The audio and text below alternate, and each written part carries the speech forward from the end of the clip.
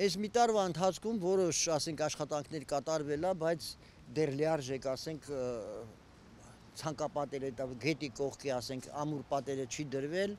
որ դա խիստ անհրաժեշտ է, հակառակ դեպքում եթե մեկ էլ կրկնվի,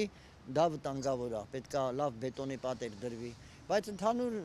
աղետի հիմնական, ասենք, վնասը վերականգնվել է, նորմալ է, յոլ ենք գնում, հասկանում ենք, որ դեռ այդքան հնարավորություն չունի մեր քաղաքապետարանը կամ ընդհանրապես հանրապետությունը, որ ասենք կարողանան 100%-ով ամեն ինչ անեն։